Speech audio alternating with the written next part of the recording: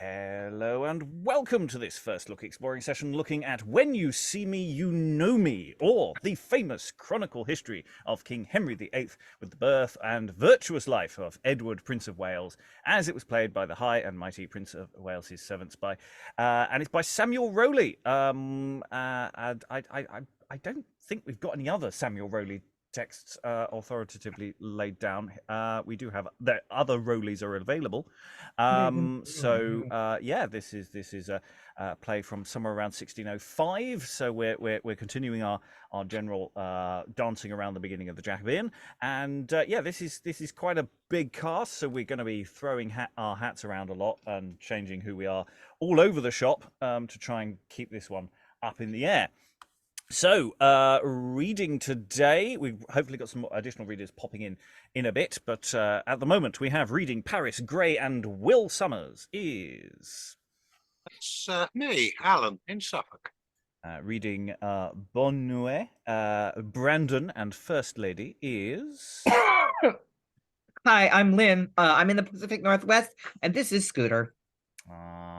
Reading Compton, Countess and Patch today is... Me, Lois, in London. Reading Wolsey as well as Second Lady is... Aliki, Chapple, currently in Corfu. Reading at the moment Bonner as well as Seymour, Gardner and Campeus is... Sarah Blake in Germany. Just entering the room now, playing the king himself is... Hi, I'm Greg, and I'm currently in a very dodgy hotel in London. Looks like it kind of looks a little dodgy. Let's make sure the sound filters are high up on that one. And reading Dudley and Mary is... Constantine from Saskatoon, Saskatchewan. And hopefully we will have additional bodies in the room as well. But otherwise, I am your host, Robert Crighton, and I will be reading stage directions, but I might be a queen later on. So, without further ado, we are going to dive into... I've done everybody, haven't I? Yes, I have. Into the text. There is no prologue as recorded, but we have a scene one. There's no act division in this text, just scenes. In fact, even those may have been added later on. So, scene one, enter the cardinal with the ambassadors of France, all in state and royalty, the purse and mace before him. Gentlemen, give leave, you great ambassadors from Francis, the most Christian king of France, my Lord of Paris and Lord Boneuet, welcome to England. Since the king, your master, entreats our furtherance to advance his peace, giving us titles of high dignity as next elect to Rome's supremacy, tell him we have so wrought with English Henry, who, as his right hand, loves the cardinal, that undelayed, you shall have audience. And this day will the king in person sit to hear your message and to answer it. Your grace has done us a double courtesy, for so much does the king, our master, long to have an answer of this embassage. As minutes are thought months till we return. And that is the cause his highness moves your grace to quick dispatch betwixt the king and him.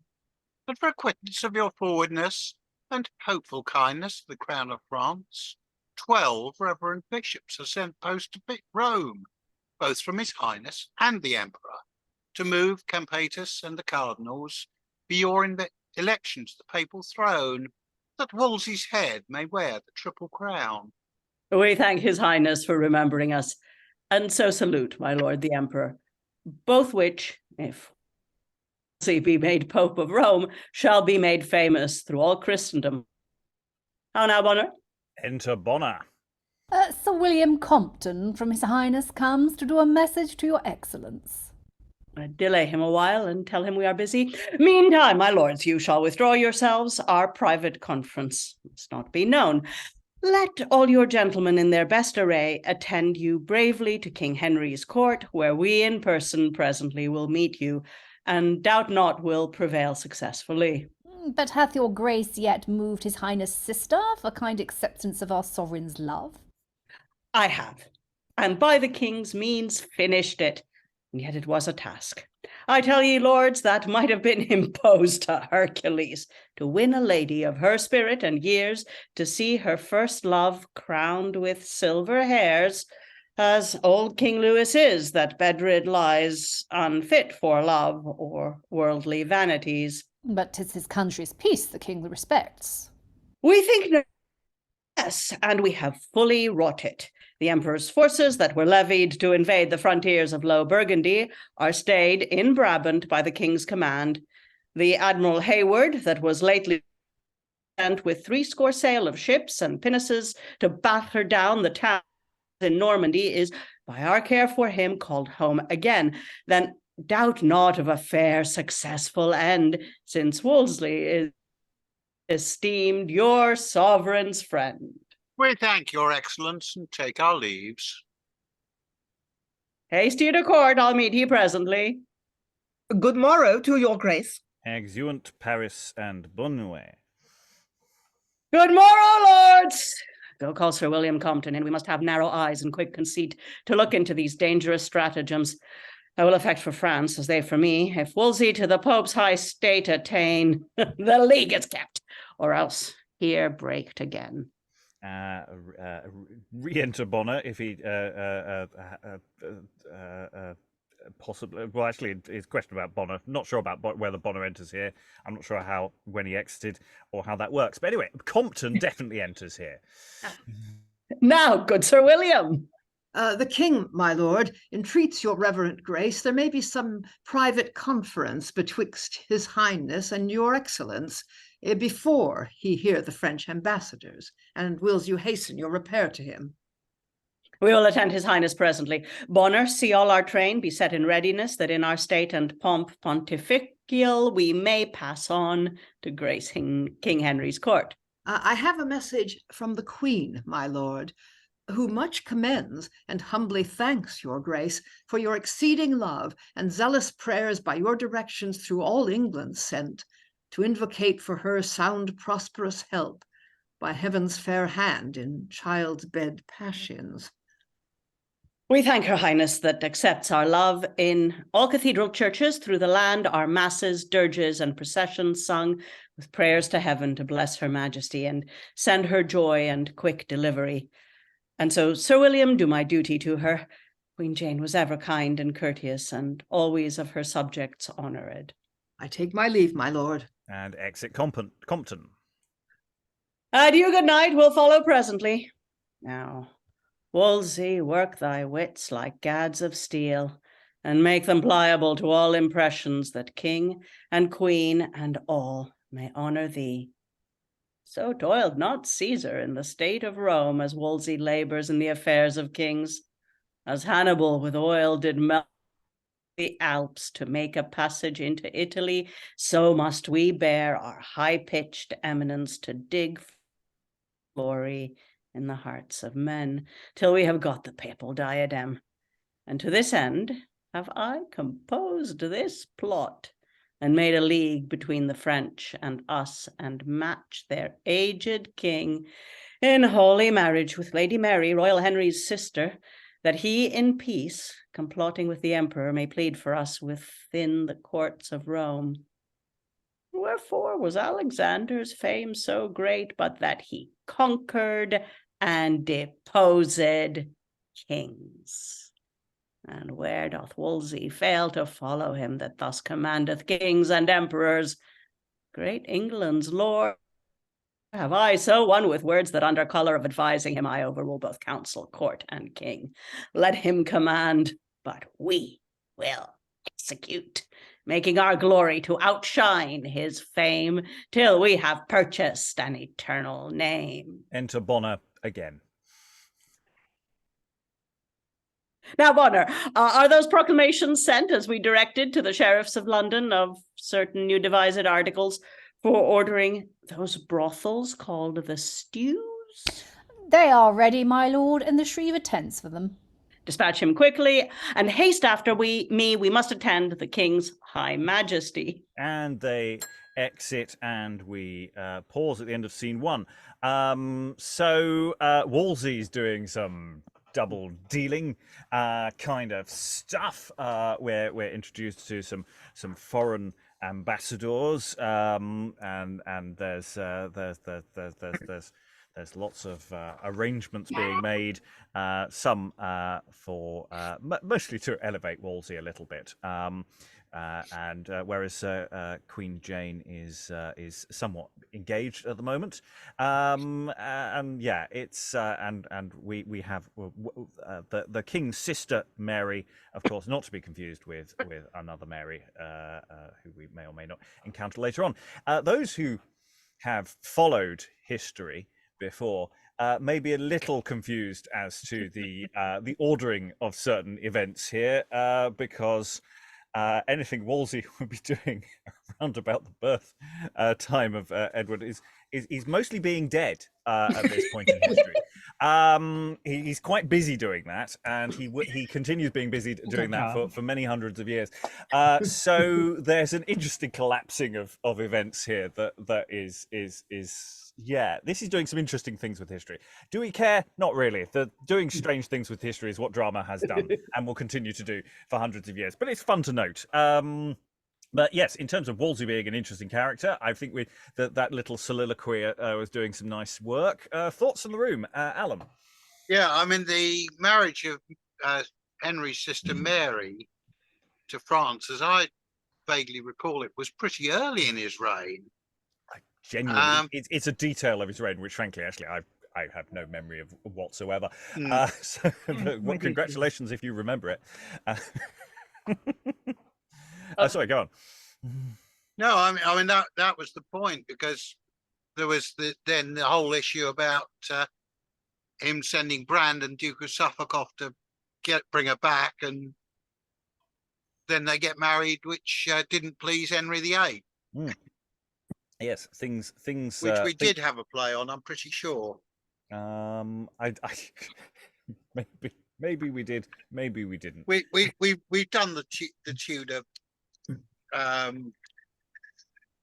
confusion. We've done a few. Fair amount. Obviously, we've done a bit of Thomas Cromwell, and we've done a bit of Thomas More. I'm not sure we've touched on anything else within this particular reign. I can't remember off the top of my head. Have we done any more? Maybe not. Sure maybe that's yet but... to come. Yes. Other thoughts. Lynn. Well, yeah. The point, though, of all this is that Wolsey is extremely ambitious, over the top ambitious, wants to be more powerful than the king, which is pretty much history's judgment. So overall, that point is the important one, and it's being made very, very clearly here. That Greg. I was just thinking, yeah, Wolsey's well and truly dead, but I suppose he's a good stock villain by this point. So, he's, if you're going to get somebody, you need to be evil and conniving. Well, according to later history, Wolsey was. So why not bend history to your will? And I'm assuming this was written post Elizabeth's reign. I know it was printed 1605, but yeah, it's pretty much a bang on top of when they think it was it came into existence. Yeah. So you weren't going to offend too many people by this point. Yeah, if any. And we're on top of other plays sort of doing things with Elizabeth's reign itself. So some people are very quick off the mark. The moment the monarch was the previous one's gone, it's fine to have a go at some of the others. Aliki. Yeah, I'm thinking about the structure of opening pretty much with a villain speech, or with a yes, here I am, do this, do that, and then a villain speech, which is it's not quite what we saw in Sejanus, say, in which that was like maybe the second scene, but there's no what am I looking for? There's no tension to that, or at least there's no reveal. We start there, so presumably the rest of the play will be how that plays out for him.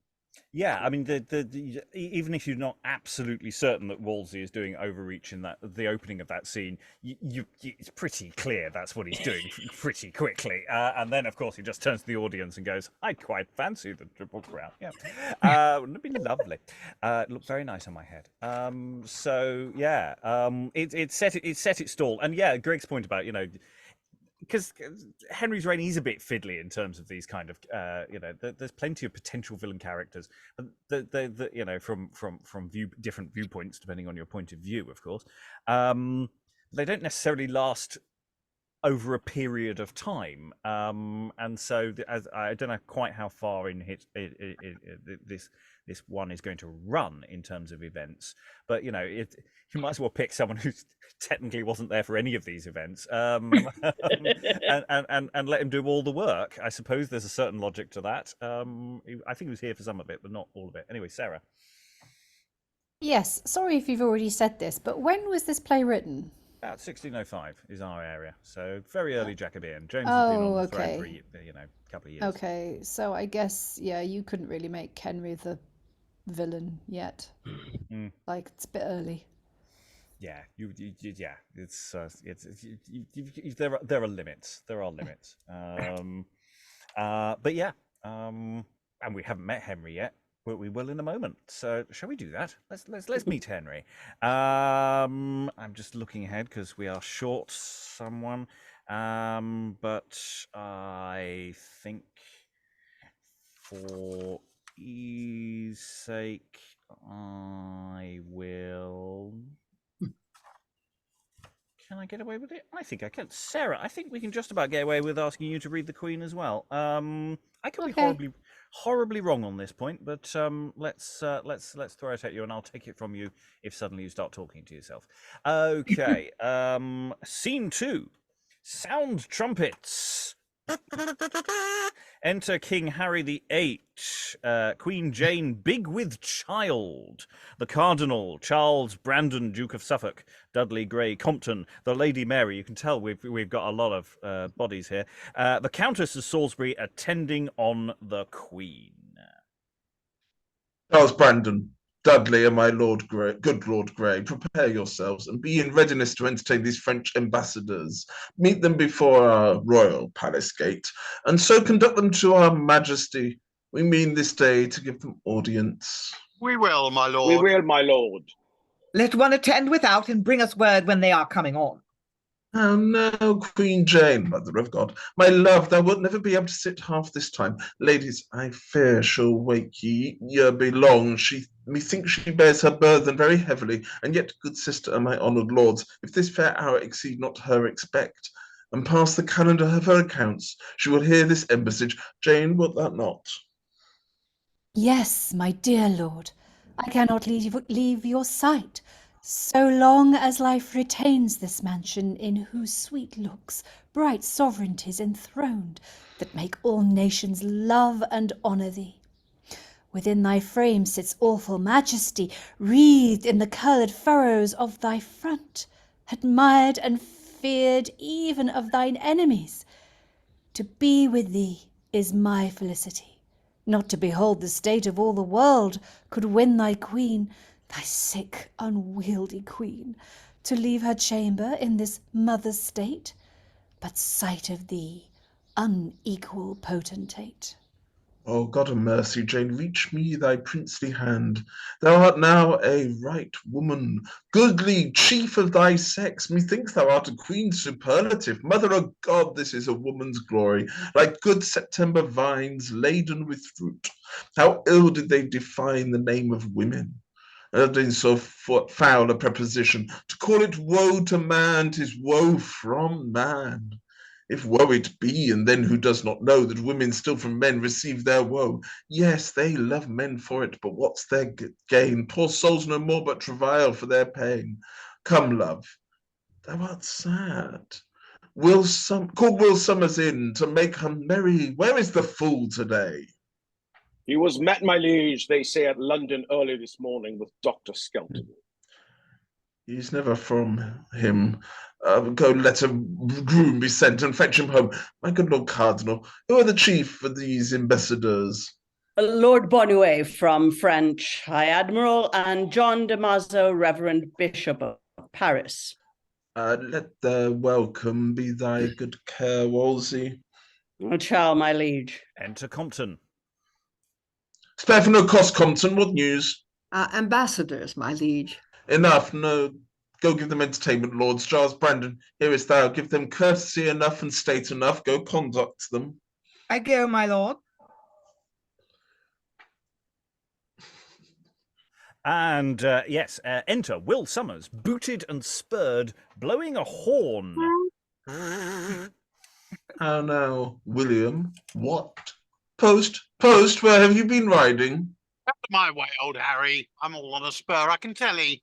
I've got tidings worth telling. Oh, why, where hast thou been? Harry, I rise early and ride post to London to know what news was here at court.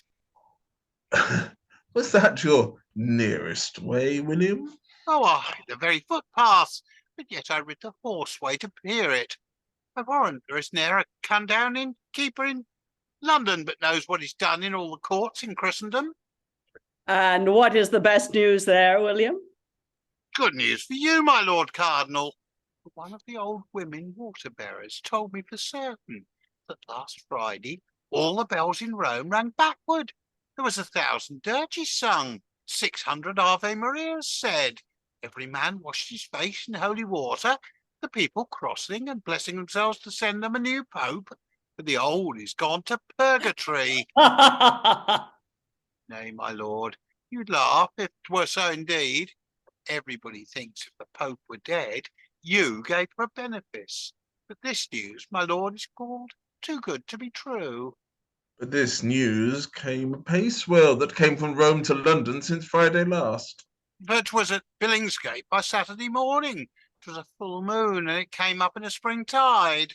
Then you hear of the ambassadors that are come. Aye, and that was the cause of my rising to know what they came for. I was told it all at a barber's. Oh, what a fool's this, Jane, and what do they say he comes for, Will? Marry, they say he comes to crave thy aid against the great Turk that vows to overrun all France within this fortnight. He's in a terrible rage, belike, and they say the reason is this old god Mane that was buried at the top of On's church at Mecca. His tomb fell down and killed a sow and 7 pigs, whereupon they all think all swine's flesh is new sanctified. And now 'tis thought the Jews will fall to eating pork extremely after it. Oh, this is strange indeed. But is this all? No, there is other news that was told me among the women at Backhouse. That is this. They say the great bell at Glastonbury Tor has tolled twice, and that King Arthur and his knights of the Round Table that were buried in armour are alive again, crying, St. George for England, and mean shortly to conquer Rome. This is thought but to be but a moral. The ambassadors are coming, and here, William, see that you be silent when you see them here. Be wise and say little, I warrant thee. Therefore, till I see 'em come, I'll go talk with the Queen. How dost thou, Jane? Sarah Henry, she looks very big upon me, but I care not, and she bring thee a young prince. Will Summers mayhaps be his fool, when you two are both dead and rotten. Oh, go to William. And now, Jane, what groaning? God's me, thou hast an angry soldier's frown. I think so, Harry. Thou hast pressed her often. I'm sure this 2 years she has served under thy standard. Good faith, my lord, I must entreat your grace that, with your favour, I may leave the presence. I cannot stay to hear this embassage. God's holy mother, ladies, lead her to her chamber. Bid the midwives and the nurses wait. Make wholesome fires and take her from the air. Now, Jane, God bring me a butter-chopping boy. Be but the mother to a Prince of Wales, add a 9th Henry to the English crown. And thou makest full my hopes, fair Queen, adieu, and may heaven's helping hand our joys renew. God make your majesty a happy mother. And help you in your weakest passions. With zealous prayer, we all will invocate the powers divine for your deliverance. We thank you all, and in fair interchange we'll pray for you. Now, on my humble knees, I take my leave of your majesty. God send your highness long and happy reign, and bless this kingdom and your subjects' lives. to your gracious heart all joy restore. I fear I shall never behold you more. Oh, do not think so, fair queen. Go to thy bed. Let not my love be so discomforted. No, I warrant thee, Jane. Make haste and dispatch this, that thou mayst have another again next Christmas. Ladies, attend her. Countess of Salisbury, Sister Mary, who first brings word that Harry has a son, shall be rewarded well. Aye, I'll be a surety. Do you hear, wenches? She that brings the first tidings, howsoe'er it fall out, let her be sure to say the child's like the father, or else she shall have nothing. Exeunt queen and ladies, and we'll pause there mid-scene because some of these scenes are quite long. Ongoing action. The queen seems to know very clearly her place in history, which is to give birth to Edward and immediately die, because she keeps going on about looking like she's going to die. And Will Summers there, the fool. Who is obviously so hilarious that sends Jane into labour. I don't know if anyone here. I don't know if anyone here laughed. I struggled to find him genuinely amusing. I suppose it's how you tell him. And Will Summers, yes, a genuine figure. Much debate as to the nature of his foolery in terms of who he was as a historical person. We got a name check for Skelton. He's off writing Robin Hood, so around now in the Robin Hood plays. I don't know if he actually wrote a Robin Hood play. We know he wrote more than the one play we've got for him. Anyway, I'm wittering on. Alan. I mean, Will, yes, he's not comic in the sense that we would think now, but he is fulfilling the role of telling truth to power.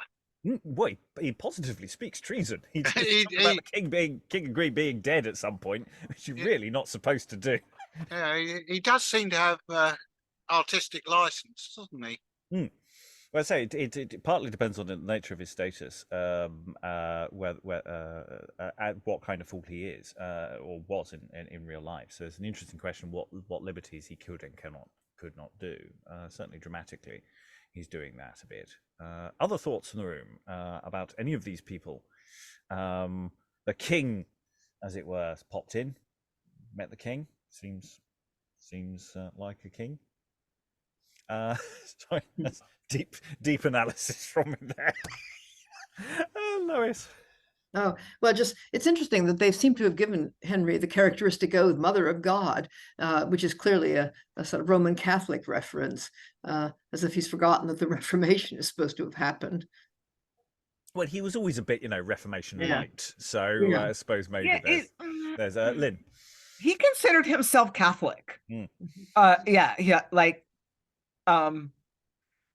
It's complicated. I maybe nobody knows what was going on in his head, but he still believed in the seven sacraments. He still believed in purgatory. He still burned Protestants at the stake. He was Catholic by faith, just not Roman. Doctrinally, he was more Catholic, but he just wasn't Roman Catholic. So it's just kind of hard to tell where to have him, but he wasn't a Protestant. He was quite an equal opportunities burner as well. I do seem to recall that he would burn, a Protestant and a Catholic at about the same time to sort of keep the scales quite balanced. He didn't want to necessarily push it too far. Other monarchs and other burnings are available. Alan.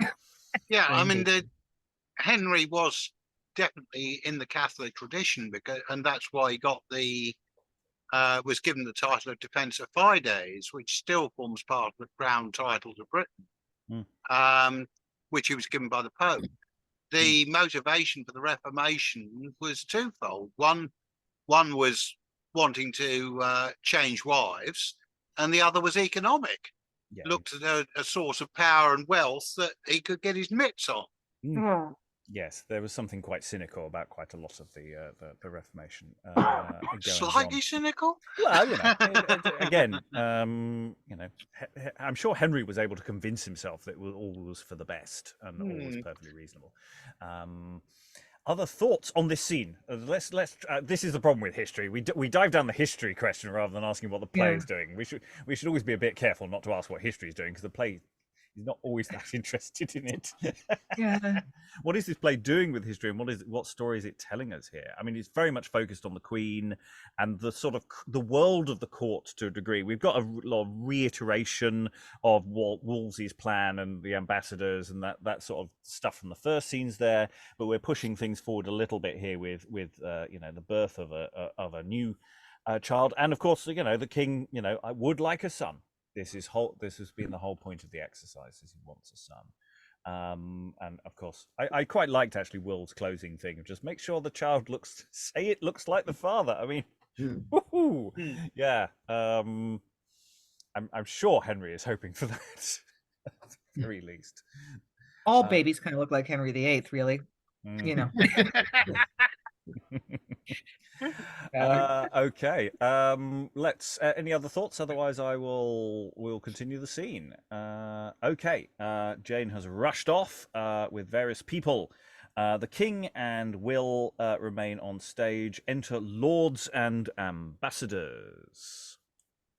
Welcome, Lord Boneuet. Welcome, Bishop. What from our brother brings this embassage? A most fair commends, great and renowned Henry. We, in the person of our Lord and King, hear of your Highness, do entreat a league, and to re-edify the former peace, held twixt the realms of England and France, of late disordered for some petty wrongs. And pray your Majesty to stay your powers already levied in Low Burgundy, which to maintain our oaths shall be engaged, and to confirm it with more surety, he craves your fair consent unto his love, and give the Lady Mary for his queen, the second sister to your royal self.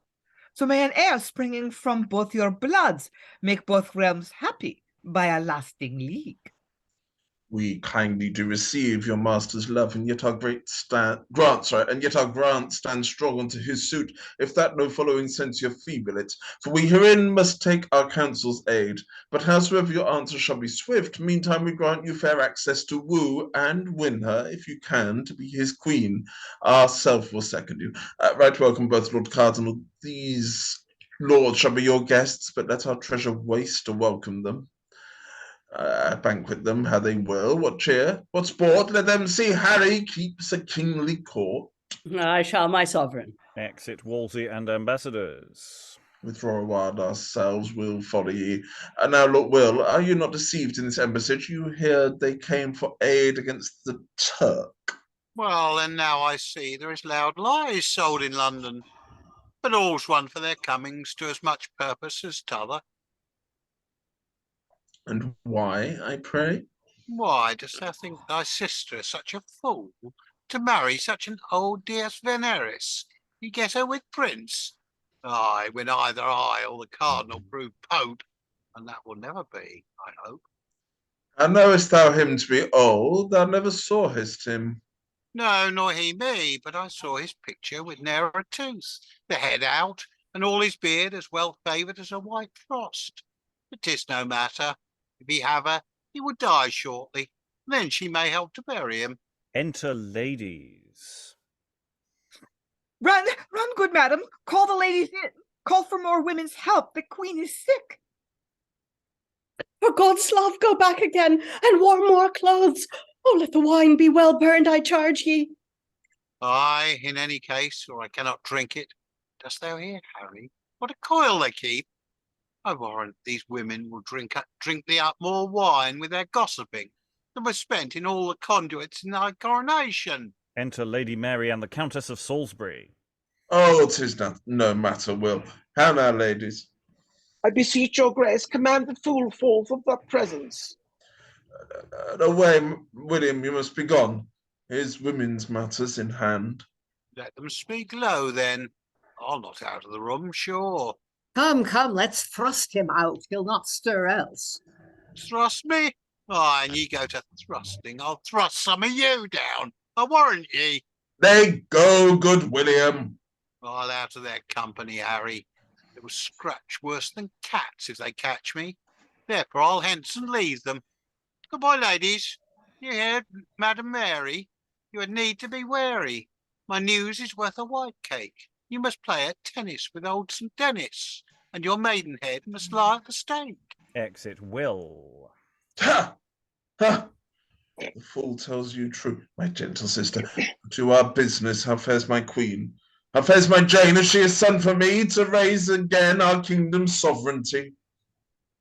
That yet rests doubtful, O my princely lord. Your poor distressed queen lies weak and sick, and be it son or daughter, dear she buys it, even with her dearest life. For one must die, all women's help is past. Then, good my liege, resolve it quickly. If the queen shall live, the child must die, or if it life receives, you must your hapless queen of life bereave. Oh, you pierce me with your news. Run, send for help. Spend the revenues of my crown for aid to save the life of my beloved queen. Oh, haps she is so ill attended on that we are put to this extremity to save the mother or the child to die. I beseech your grace, resolve immediately. Immediately, says thou? Oh, 'tis no quick resolve can give you a good verdict into a sudden choice. Oh, to lose my queen, that is the sum of my bliss, more virtuous than 1,000 kingdoms be. And should I lose my son, if son it be, that all my subjects to desire to see, I lose the hope of this great monarchy, what shall I do? Remember the queen, my lord. Oh, I not forgot her, sister. Oh, poor soul, but I forget thy pain and misery. Go. Let the child die, let the mother live. Heaven's powerful hand may more children give. Away and comfort her without reply. Harry will have his queen, though thousands die. I know no issue of a princely womb. Why then should I prefer it before her life? Exit ladies. Whose death ends all my hopeless joys on earth. God's will be done, for sure it is his will, for secret reasons to himself best known. Perhaps he did mould forth a son for me, and seeing that sees all in his creation to be some impotent and coward spirit, unlike the figure of his royal father, as thou dost thus decree, lest he should blur out fame, as whilom did the sixth king of my name lose all his father, the first Henry I. I'll thank the heavens for taking such a son. Who's within there? Enter Compton. My lord? Go, Compton, bid Lord Seymour come to me, the honoured father of my woeful queen. And we infer the re-entrance of Mary. Hannah, now, what news? We did deliver what your highness willed, which was no sooner by her grace received, but with a sad report she seemed as dead, which caused us stray after recovery. She sent us back to entreat your majesty, as ever you did take delight in her, as you prefer the quiet of her soul, that now is ready to forsake this life, as you desire to have the life of one, she doth entreat your grace that she may die, lest both doth perish in this agony, for to behold the infant suffer death, were endless tortures made to stop her breath. Then to my lord, quoth she, thus gently say, the child is fair, the mother earth and clay. And we don't know whether Mary exits at this point, is still hanging around. Sad messenger of woe. Oh, my poor queen, canst thou so soon consent to leave this life, so precious to our souls, so dear to all, to yield the hopeful issue of thy loins, to raise our second comfort? Well, be it so. Ill be it so. Stay, I revoke my word, but that you say helps not, for she must die. Yet if ye can save both, I'll give my crown. Lay all I have, and enter bonds for more, with which my conquering sword with fury bent I'll purchase in the farthest continent. Use all your chiefest skill, make haste away, whilst we for your success devoutly pray. And enter Lord Seymour. All joy and happiness betide, my sovereign. Joy be it, good Lord Seymour, noble father, or joy or grief, as thou hast departed. Thou comest to greet us in a doubtful hour. Thy daughter and my queen lies now in pain, and if I lose Seymour, thou canst not gain. Yet comfort, my good liege, this woman's woe, why, 'tis as certain to her as her death, both given her in her first creation. It is as sour to sweet, given them at first by their first mother, then put sorrow hence. Your grace, ere long, shall see a gallant prince. Be thou a prophet, Seymour, in thy words. Thy love some comfort or hope affords.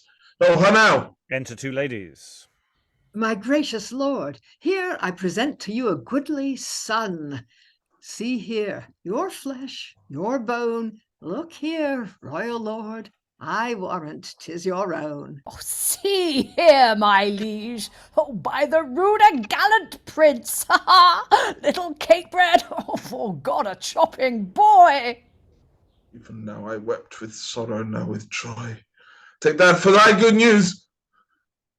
How fares the queen? Enter Mary and one lady. Oh, my good lord, the woeful... Oh, sound no more of woe, speak. Doth she live? What? Weep ye all? Nay, then my heart misgives, resolve my sister, is the news worth hearing?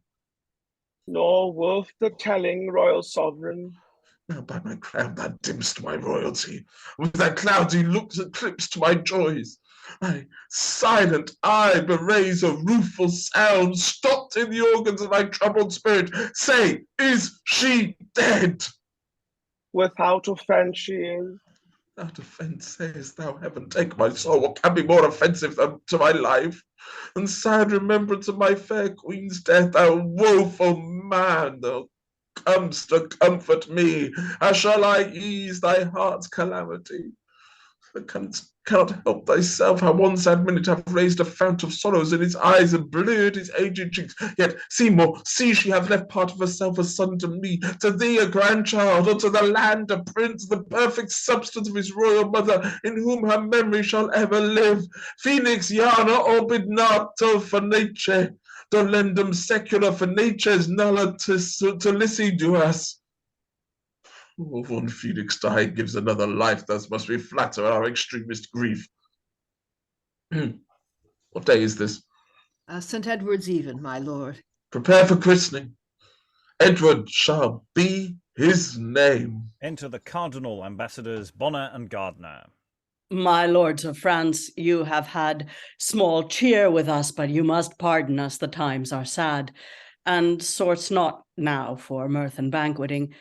Therefore, I pray, make your swift return, commend me to your king, and kindly tell him the English cardinal will remain his friend. The Lady Mary shall be forthwith sent, and overtake ye ere you reach to Dover. And for the business that concerns the league, urge it no more, but leave it to my care. We thank your grace, my good Lord Cardinal, and so with thankfulness we take our leaves. Happily speed, my honourable lords. My heart, I swear, still keeps you company. Farewell to both. Pray your king remember my suit betwixt him and the emperor. We shall be thankful if they think on us. You will be earnest in your cause, my lord. So of your grace, we once more take our leaves. Again, farewell. Bonner, conduct them forth. And exit ambassadors, etc. Now, Gardner, what thinkst thou of these times? Well, that the league's confirmed, my gracious lord. Ill, that I fear the death of good Queen Jane will cause new troubles in our state again. Why thinkst thou so? I fear false Luther's doctrines spread so far, at least that his highness, now unmarried, should match amongst that sect of Lutherans. You saw how soon his majesty was won to scorn the Pope and Rome's religion, when Queen Anne Boleyn wore the diadem. Gardner, 'tis true. So was the rumour spread. But Wolsey wrought such means, she lost her head. Hush! Fear not thou, whilst Harry's life doth stand. He shall be king, but we will rule the land.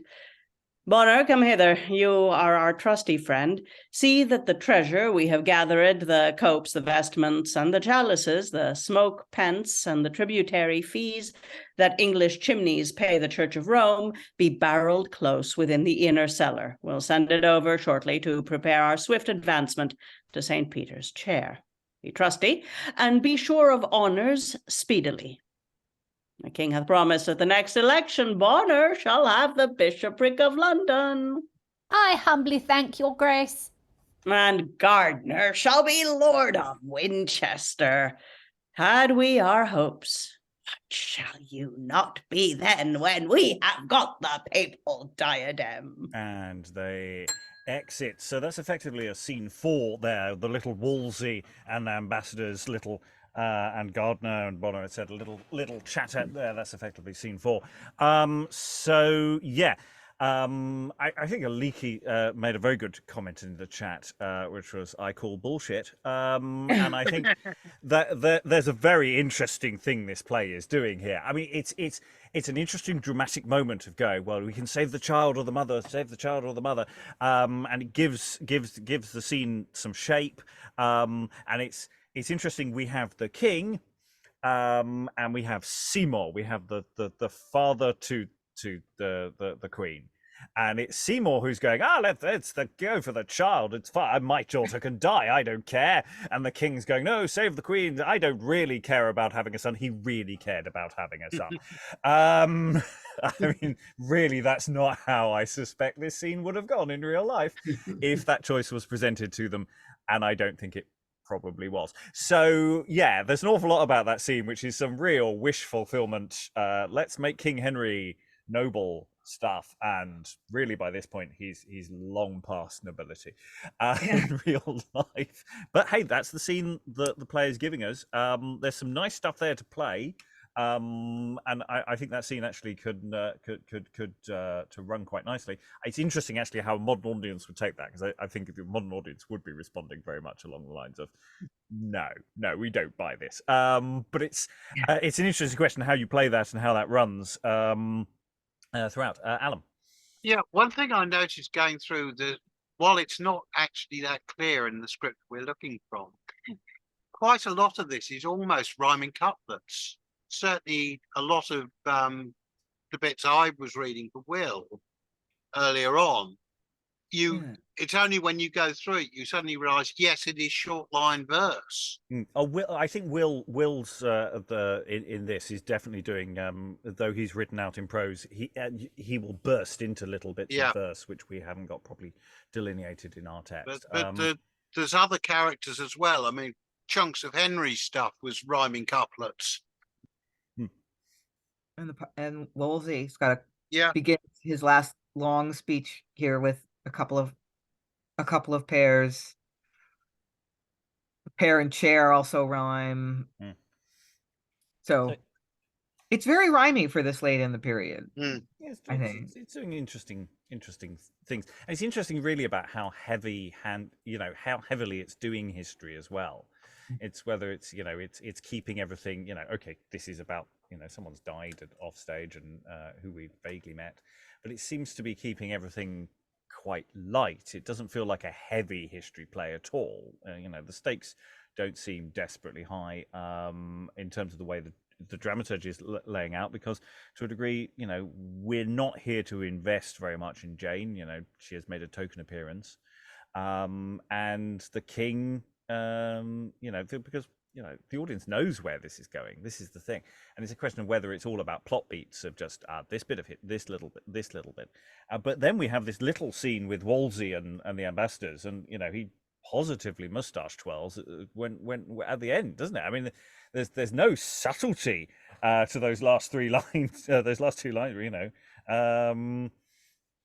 about getting the papal diadem, which I mean, hope springs eternal. But I don't think it was. I don't think even Wolsey had any realistic belief that that was a thing. It was quite difficult for the English cardinals to get elevated very far. But hey, other thoughts? I say it's got a shape to it. It is doing interesting things. It's just the question of how difficult it is to engage in this big moral dilemma that's in theory the central part of this scene. But of course, it's very difficult when you really do know where it's going. Sarah, then Greg. Maybe it is because I do know where it's going, although actually I don't, because let's face it, I have no idea. The universe in which Wolsey is still alive when Jane gives birth to Edward and died. Who knows? This is what's going to happen in this alternative universe. But I'm struggling with this play so far, because you're right, it does have shape. and there is a lot of interest and there's quite a lot going on, but it's all landing quite flat for me. It's not really like there's lots of scheming, you know, we've had a birth, we've had a queen die. I'm just a bit bored so far. I'm really, really sorry. It's like this play, I love this period of history. This should be like deeply fascinating and there should be lots of scheming, and there is, but I don't know. Is it just me, or is there something in the way this is written? It just all seems to be lying very much on the surface, and there doesn't appear to be. I mean, there are shenanigans, but I just don't care about them terribly. Greg, then Lynn. Yeah, I must admit, Henry just seems one-faceted, really boring so far. And I mean, yes, I'm probably due to the scene, but doesn't seem to be any round 360 attempt at him. He just seems to be a figure, and I'm going to throw this in now, but only because I don't know when this will be released, but we did "'Tis Pity She's a Whore" last week, and I'm really curious as to where the title for this comes from, or why it's called what it is. It's a great title. I'm now just curious why it's called that. But it's also just called Henry VIII, according to I think it's the Stationer's Register or somewhere. It is also referred to just as Henry VIII because that's presumably a perfectly good title for it. We can certainly, by the time we finish the play, we should make some sort of decision as to what we should call the thing, as we sometimes do. But yeah, it's a good point. We haven't really engaged with the title yet. Yeah, I think it is that problem that the king has been sanitized and made nice, and that makes not necessarily the most exciting drama. We're here for Henry to be a total bastard, and he's Seymour's the one who's being really quite off, really. Lynn. Yeah, what they said. My problem is that any take on this history that tries to make a hero out of Henry VIII, I can't take seriously. The way Jane sucks up to him, oh, you great potentate, and oh, you're all powerful, and I love you so much. Whatever. She married him because she really didn't have much choice. So that's kind of like the initial problem, is that Henry VIII was a fascinating character, and not necessarily like uniformly horrible and evil over the course of his reign, but yeah, any play that any retelling of his story that tries to make him blameless and a good guy, it's hard for me to get into it, because it's hard for me to take that seriously. Aliki, and then we'll move on.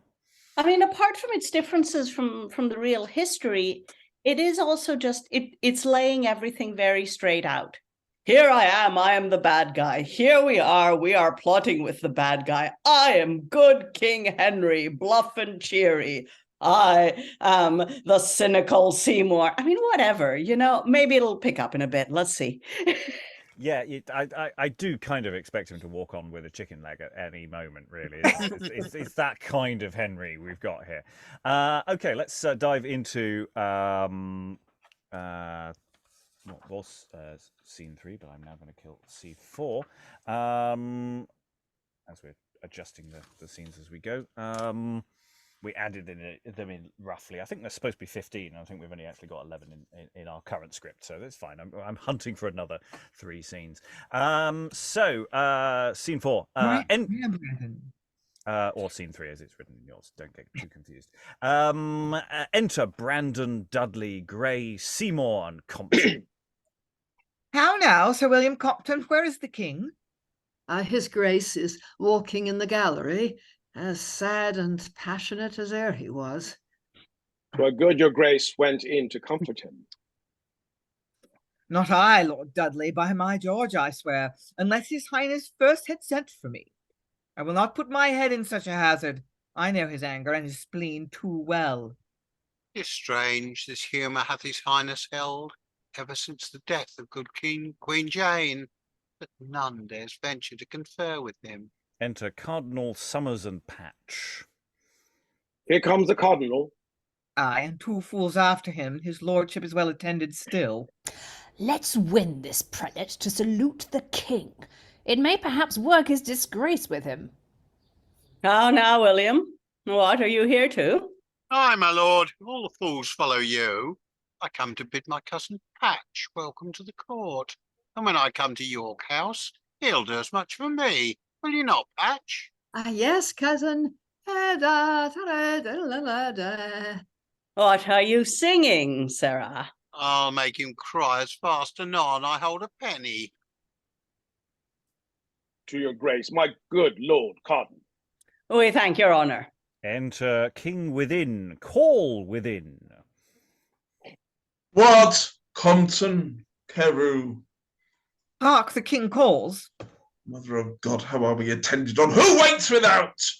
Go in, Sir William, and if you find his grace in any milder temper than he was last night, let us have word, and we will visit him. I will, my lord. Exit Compton. What is the occasion that the king's so moved? His grace hath taken such an inward grief, with sad remembrance of that queen that's dead, that much his highness wrongs his state and person. Besides, in Ireland do the Burkes rebel, and stout Percy that disclosed the plot was by the Earl of Kildare late put to death. And Martin Luther out of Germany has writ a book against his majesty, taking part with proud Pope Julius, which being spread by him through Christendom, has thus incensed his royal majesty. Gosh, I have news, my lord, to salve that sore, and make the king more feared through Christendom than ever was his famous ancestors. Nor can base Luther, with his heresies, backed by the proudest German potentate, heretically blur King Henry's fame, for honour he did Pope Julius, who in high favour of his majesty hath set Campeus with a bull from Rome to add unto his title this high style, that he and his fair posterity proclaimed defenders of the faith shall be, for which intent the holy cardinals come as legates from the imperial court of Rome. This news, my lord, may something ease his mind. Look good, your grace would go and visit him. I will, and doubt not but to please him well. So, I am glad he's in, and the king be no better pleased than he was at our last parting. He'll make him repent his sauciness. How now, old William, how chance you do not go to the king and comfort him? No, by our lady, my lord, I was with him too lately already. His fist is too heavy for a fool to stand under. I went to him last night, after you had left him, seeing him chase so at Charles, here to make him merry. He gave me such a box on the ear, that struck me clean through 3 chambers, down 4 pair of stairs, fell over 5 barrels, into the bottom of the cellar. And if I'd not well liquored myself there, I'd never lived after it. Faith, Will, I'll give thee a velvet coat, and thou canst but make him merry. Will ye, my lord? And I'll enter another box on the ear, but I'll do it. Enter Compton. Clear the presence there, the king is coming. God's me, my lords, what meant the cardinal so unexpected thus to trouble him? Is the king moved at it? Enter the king and Wolsey. Judge by his countenance, see, he comes. I'll not endure the storm. Nor I. Run, fool, your master will be sold else. Did we not charge that none should trouble us? Presumptuous priest, proud prelate as thou art, how comes it you are grown so saucy, sir, thus to presume upon our patience, and cross our royal thought, disturbed and vexed by your negligence in our estate as of us and of our country's happiness? My gracious lord. Fawning beast, stand back, or by my crown I'll foot thee to the earth. Where's Brandon, Surrey, Seymour, Grey? Where is our council now? Oh, now ye crouch and stand like pictures at our presence door, call in our guard and bear them to the tower. Mother of God, I'll have the traitors' heads. Go hold them to the block. Up, stand up, I'll make you know your duties to our state. My cipher is my sight grown stale? Am I not Harry? Am I not England's king? Ha! Zola, now the watchword's given. Nay, and he once cry, ha! Ne'er a man in the court dare for his head speak again. My close, cousin Patch. I'll not come near him, cousin. Has almost killed me with his countenance. I've been too familiar. Now I see as you, and you may dally with your majesty. Why are my pages there? My lord. Enter pages. Truss, Sarah, none to put my garter on. Give me some wine. Here's stuff on the other side. Proud cardinal, who followed our affairs in Italy, that we that honoured so Pope Julius by dedicating books at thy request against that upstart sect of Lutherans, should by that heretic be banded thus. But by my George, I swear, if Henry live, I'll hunt base Luther through all the Germany, and pull those 7 electors on their knees, if they but back him against our dignities base. Slave, tie soft, thou hast my leg. And knowing I that the Burkes rebel him with his stubborn curds, make outing raids to burn the borders of the English Vale, and of which all your counsels help us now. Enter Compton with wine. Here's wine, my lord. Drink and be damned! Cry thee mercy, Compton. What the devil means thou to come behind me so? I did mistake. I'll make thee amends for it. By holy Paul, I am so crossed and vexed. I know not what I did, and here at home such careful statesmen to attend us, and look so wisely to our common weal, that we have ill-made days and riots made. For lawless rebels to disturb our state 12 times this term have we in person sat, both in the Star Chamber and Chancery Court, to hear our subjects' suits determined. It is your office, Wolsey. But of all of you may make a pack horse of King Henry now. What do you say? Nothing that might displease your majesty. I have a message from the Pope to you. Then keep it still. We will not hear it yet. Get all of you away, avoid our presence. We cannot yet command our patience. Reach me a chair. I'm just going to pause there, mid flow of the scene. There isn't really an awfully tidy place, but yeah, apparently the king's not very happy. He's a bit sad. King is sad, and I mean, we do have this sort of. There's an interesting question I think about when you're trying to also show the court and show this world. Is that there's almost an element of historical box ticking of make sure these people are here in the room, and sort of I don't know if I can call this the Compton effect, but there's just a few too many people bobbing about who don't necessarily do anything. I mean, Compton does a lot. Compton sort of wanders in and wanders out again every 5 minutes, and that seems to be their job, is to just always be coming in and out, regardless of what the scene is doing. And this scene is doing this whole thing of just going. And now we're just going to mention some history things that happened recently in history. I've just got my Ladybird book of history. I'm just going to go through. And there's Luther. There's stuff happening in Ireland, and just throwing it in to add to the king not being very happy.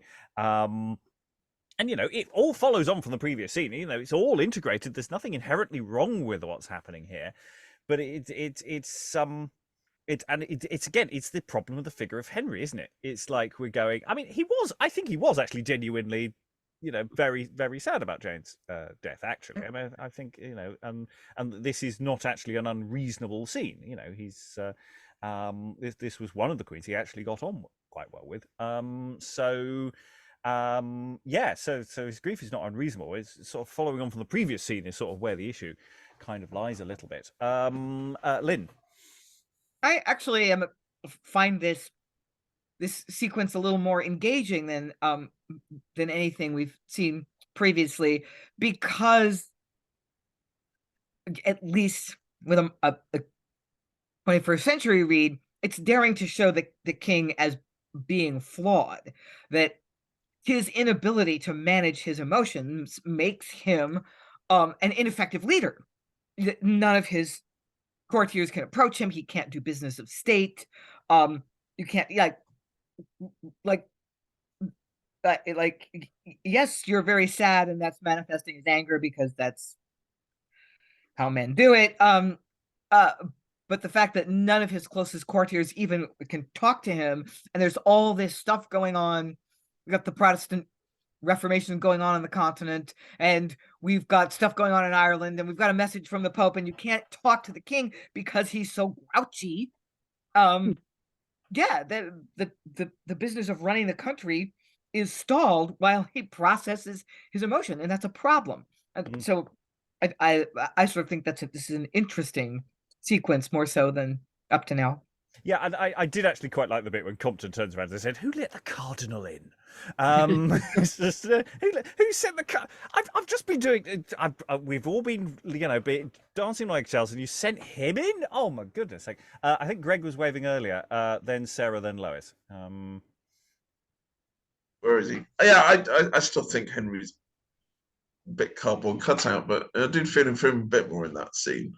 And I quite enjoyed the sort of, it felt like he was almost starting sentences but not finishing them, if that makes sense. That sort of that anger and upsetness, and also going off on one, just, poor Compton with the big bottle of wine. It was a lovely sort of sense of stage direction also behind from that. So you got the sense that Compton, without meaning to, had crept up on his king, and the poor bugger was totally frightened. I mean, that just sort of, I've sort of grown to like Henry a little more, but I still think he's a boring character. Well, I think it is the problem of portraying a king who's relatively close in history, and is probably the problem there. But yes, I do like that moment when he actually apologizes, and it sort of pulls him back a bit. It stops him being quite so aggressively sad and unruly at that moment. So it's actually, that's, I think, a point where the scene sort of pivots. And he becomes a bit more reasonable. Sarah? Yeah, just following on from what Lynn was saying. The fact that he can't manage his emotions makes it more, interesting. Like, is this man fit to be king? Like, kind of, it adds something. But it also raises the stakes with the drama as well, because what we have here that we didn't have earlier is a sense of jeopardy.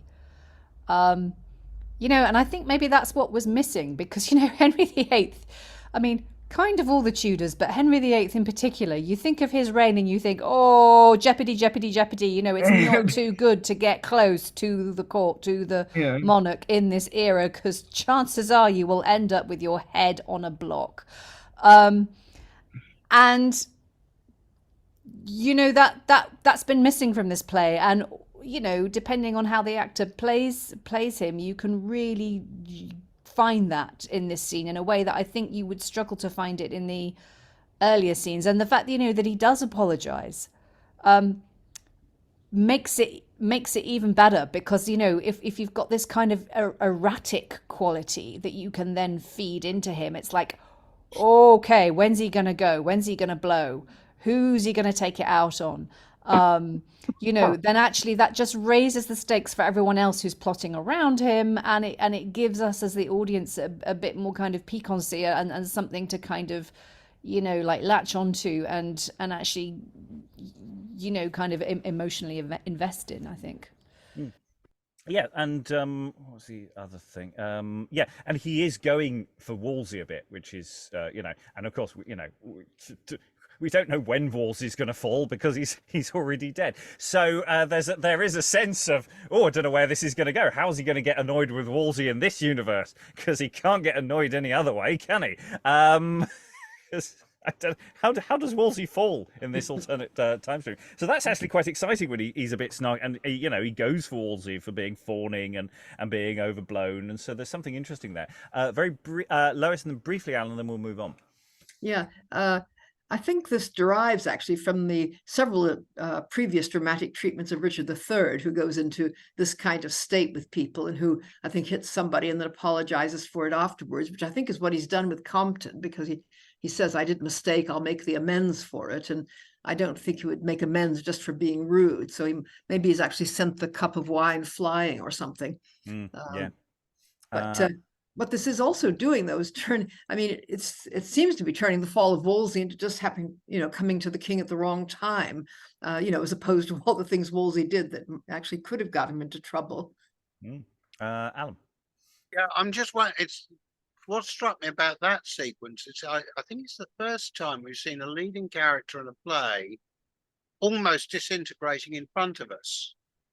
I can think of maybe one or two resonances in the King Lear play we did, but I can't think of many others. Well, just literally the true tragedy of Richard III. There's a disintegration there. I think we've had a few actually. No, definitely popped up here and there where yeah, there is a progression away from. But you know, this is presumably only a momentary lapse for Henry, but we shall see. We're mid-scene. We've introduced an additional clown, Patch, who's done a lot. So maybe something interesting will happen there. I don't know. We shall see. Anyway, mid-scene, the king's asked for a chair. Brandon, I think, is the one to step in and see if we can cheer him up a bit more. Now, Will, or never, make the king but smile, and with thy mirthful toys allay his spleen, that we his counsel may confer with him, and by mine honour I'll reward thee well. To him goodwill. Not too fast, I pray. As Will Summers here, but be seen again. I know his qualities as well as the best in ye. Forever, when he's angry, and nobody dare speak to him, ye thrust me in by the head and shoulders, and then we fall to buffets. But I know who has the worst on it. But go, my lord, stand aside, and stir not till I call thee. Let my cousin Patch and I alone, and he go to boxing. We'll fall both upon him, that's certain. But, and the worst come, be sure the cardinal's fool shall pay for it. Use your best skill, good William. I'll not be seen unless I see him smile. Where art thou, cousin? Alas, poor fool, he's crept under the table. Up, cousin, fear nothing. Storm's past, I warrant thee. Is the king gone, cousin? No, yonder he sits. We're all friends now. The lords are gone to dinner, and thou and I must wait at the king's table. Oh, not I, by Our Lady. I would not wait upon such a lord for all the livings in the land. I thought he would have killed my lord cardinal. He looked so terribly. Oh, he did but jest with him. But I'll tell thee, cousin, the rarest trick is to be revenge as it passes. And I'll give thee this fine silk point, and thou do it. Oh, brave! Oh, brave! Give it me, cousin, and I'll do whatsoe'er 'tis. I'll stand behind the post here, and thou shalt go softly stealing behind him as he sits reading yonder. When thou comest close to him, cry, "Boom!" and we'll scare him, so he shall not tell where to rest him. But will he not be angry? No, for then I'll show myself, and after he sees who 'tis, he'll laugh and be as merry as a magpie, and thou'lt be a made man by it, for all the house shall see him hug thee in his arms, dangle thee up and down with his hand and foot, and thou wert a football. Oh, fine. Come, cousin, give me the point first, and I'll roar so loud that I'll make him believe that the devil's come. So do, and fear nothing, for thou wert the devil himself. He'll conjure thee, I warrant thee, not at such a conjuring for 20 crowns.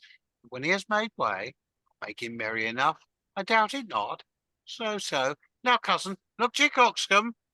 Boo! Mother, God, what's that? Boo!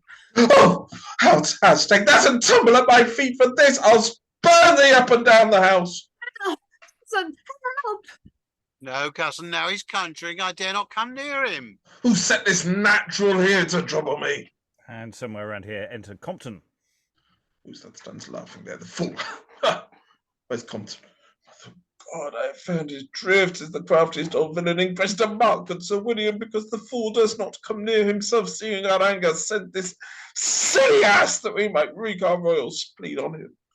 Whilst he stands laughing to behold the jest by the blessed lady, I'll not leave the fool to gain 1,000,000, he contents me, so come with hither, Will. I'll know whether ye have done knocking first. My cousin Patch looks pitifully. You'd best be friends with us, I can tell you. We'll scare you out of your skin, else. Poor Patch, hold, Sarah, there's an angel to buy you points. Lord, cousin, did I not say he'll make much on ye? Aye, cousin, but has made such a singing in my head I cannot see where I am. All the better, cousin, and your head full of singing, your feet may fall a dancing, and so save charges to the piper.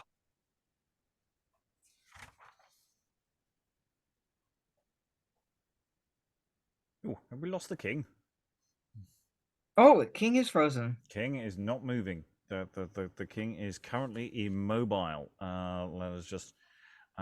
He's so busy beating Will Summers that, well, not Will Summers, beating Patch. Will Summers, stunt double. That he's frozen. I think we tell him to get you Wi-Fi. Yeah, I think we'll ask Constantine. Could you continue reading the king for the moment, unless Gregory appears? Where are we exactly? Will Summers, prithee tell me why didst thou? Was that the one? Yeah. Yeah.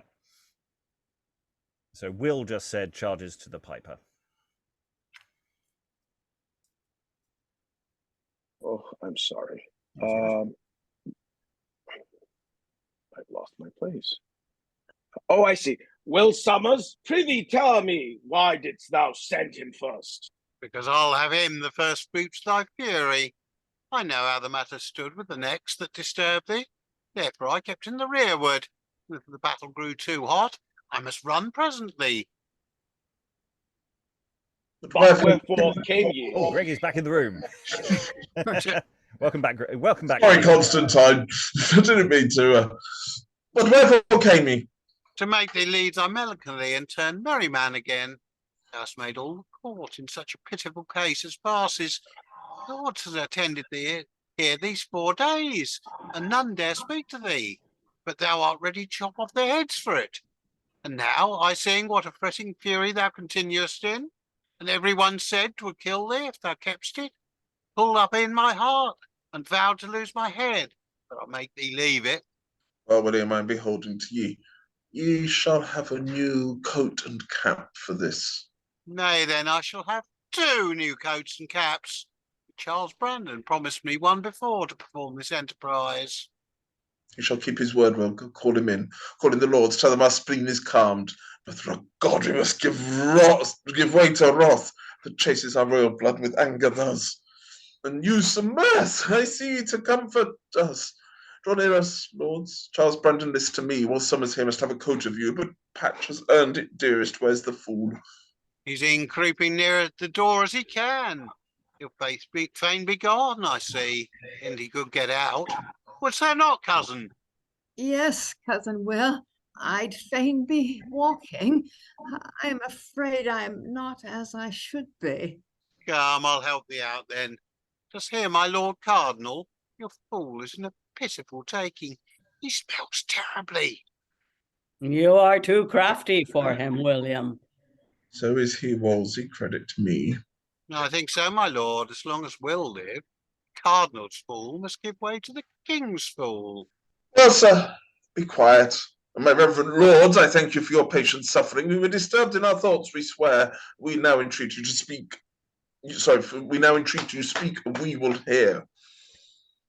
Then may it please your sacred majesty, Campo, legate to his holiness, attends with letters from the court of Rome.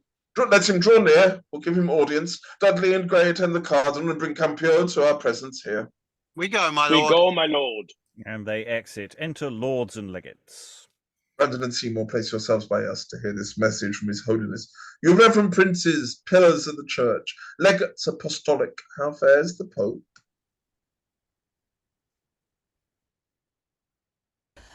In health, great king, and from his sacred lips I bring a blessing apostolical to English Henry and his subjects all. And more to manifest his love to thee, the prop and pillar of the church's peace, and gratify thy love made plain to him in learned books against Luther's heresy, he sends me thus to greet thy majesty with style and titles of high dignity. Command the heralds and the trumpets forth. Gentlemen, dispatch and call them in. Lord bless us. What's he to do now? Receive this bull, sent from his holiness for confirmation of his dignity to thee and to thy fair prosperity. 'Tis well the king's a widower, and he'd put forth your bull with his horns forward. I'd have married your message, I can tell ye. Peace, Will. Heralds attend him. Trumpets prepare, whilst we aloud pronounce this sacred message from his holiness. And in his reverend name I here proclaim Henry the Eighth, by grace of God, King of England, France and Ireland, and to this title from the Pope we give, Defender of the Faith, in peace to live. Sound trumpets, and God save the king! Oh, we thank his holiness for this princely faith, and receiving it with thanks and reverence, in which, whilst we have life, his grace shall see, our sole defender of the faith shall be. Go, one of you, salute the mayor of London, bid him with heralds and with trumpets sound, proclaim our titles throughout his government. Go, Grey, see it done. Attend him, fellows. Go, my lord. Trumpets, follow me. Exit Grey and trumpeters. What more, Lord Legate, doth his holiness will? That Henry, joining with the Christian kings of France and Spain, Denmark and Portugal, would send an army to assail the Turk that now invades with war the Isle of Rhodes, or send £12,000 to be disposed as his holiness thinks best for their relief. I thought so. It would be a money matter when all's done. Thou art defender of the faith. The king will have thee defend everything, himself and all. Take hence the fool. Why, when can you tell? Dost thou think any other lords will take the fool? None here, I warrant, except the cardinals. What a knavish fool is this, lords, you must bear with him. Come hither, Will, what sayest thou to this new title given us by the Pope? Speak, is it not rare? I know not how rare it is, but I know how dear it will be. For I perceive 'twill cost thee £12,000, at least, besides the cardinal's cost in coming. All these, nothing. The title of Defender of the Faith is worth ye twice as much, say, is it not? No, by my troth. Just hear, old Harry. I'm sure the true faith is able to defend itself without thee. And as for the Pope's faith, good faiths, not worth a farthing. Therefore give him not a penny. Go to, Sarah, meddle not you with the Pope's matters. Let him not meddle with thy matters then. For, and he meddle with thee, I'll meddle with him, that's certain. And so farewell. I'll go and meet my little young master, Prince Edward. They say he comes to court tonight. I'll to horseback. Prithee, Harry, send one to hold my syrup. Shall I tell the prince what the Pope has done? Aye, and thou wilt, Will. He shall be the defender of the faith too one day. No, and he and I can defend ourselves. We care not, but we are sure the faith can. Exit Will. Lord Legate, so we reverence Rome, and you, as nothing you demand shall be denied. The Turk will we expel from Christendom, sending stout soldiers to his holiness, and money to relieve distressed roads. So if you please, pass into banqueting. Go, lords, attend them. Brandon and Compton stay. We have some business to confer upon. We take our leave. Most hearty welcome to my reverend lord. So now to our business, Brandon. Say, hear ye no tidings from our sister Mary since her arrival in the realm of France? Thus much we heard, my lord. At Calais met her the youthful Dauphin and the peers of France, and bravely brought her to the king at Tours, where he both married her and crowned her queen. 'Tis well. But Brandon and Compton, listen to me. I must employ your aid in secrecy. This night we mean in some disguised shape to visit London and to walk around, pass through their watches and observe the care and special diligence to keep our peace. They say night walkers hourly pass the streets committing theft and sainted sacrilege, and slightly pass unstayed or unpunished. Go, Compton, go and get me some disguise. This night we'll see our city's government. Brandon, do you attend to Baynard's castle? Compton shall go disguised along with me. Our swords and bucklers shall conduct us safe. But if we catch a knock to quit our pain, we'll put it up and hie us home again.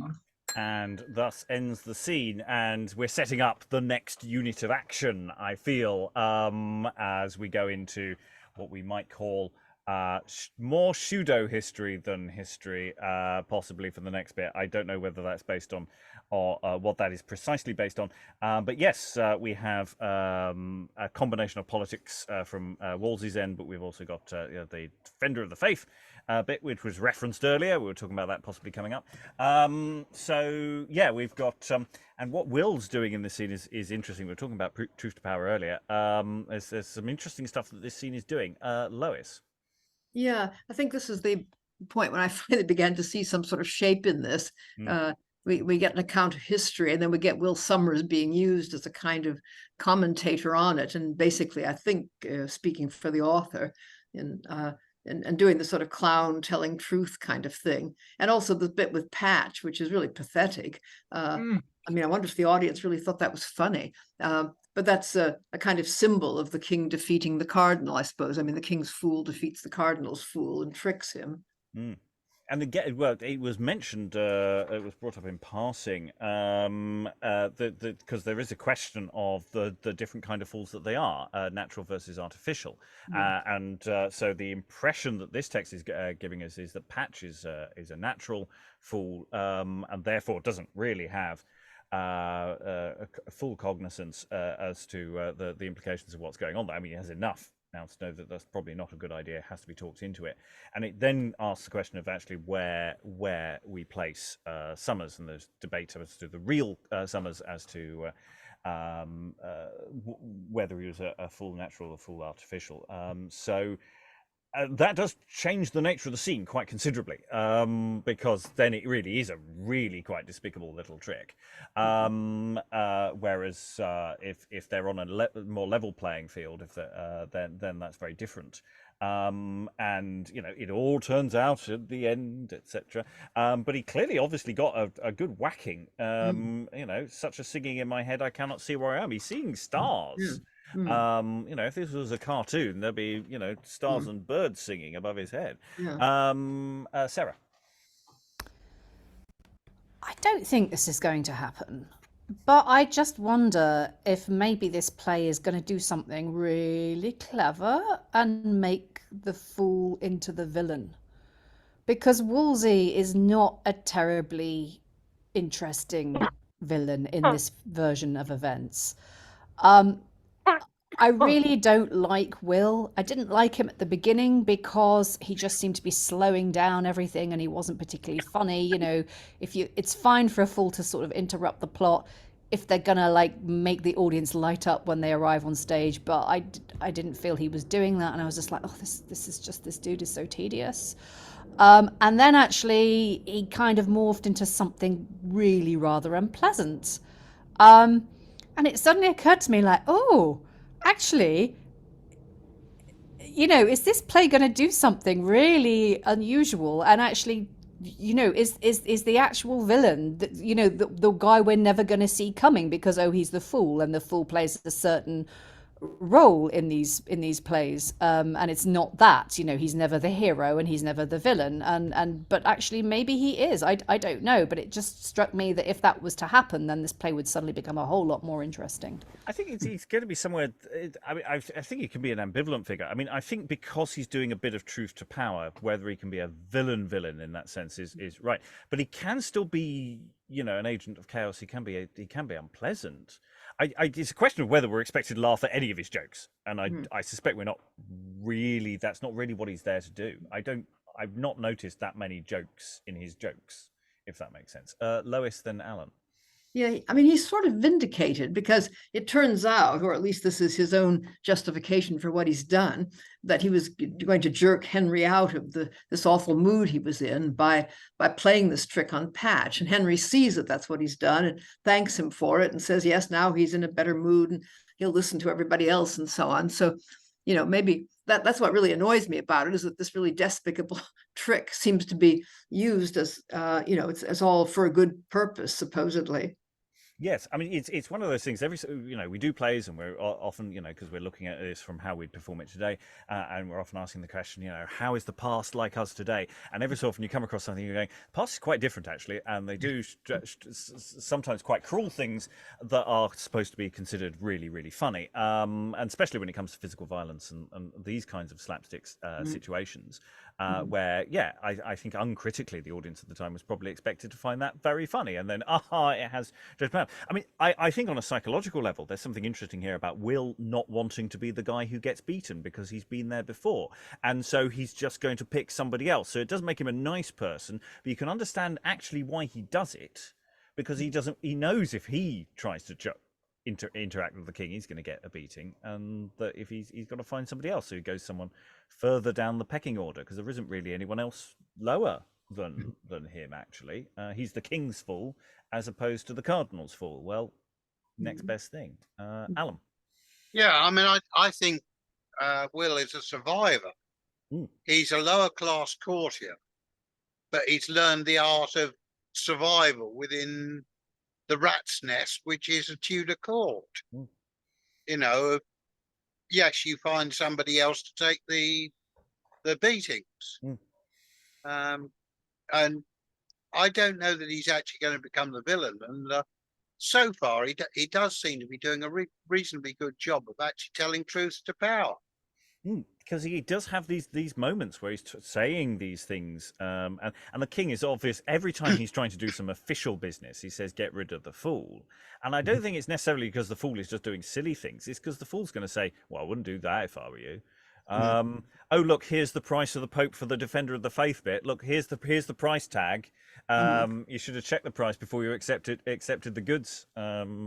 But then if you have to ask the price, you can't afford it, can you? Other thoughts? Because I say this is a segue point to the sort of, shall we say, the next unit of action.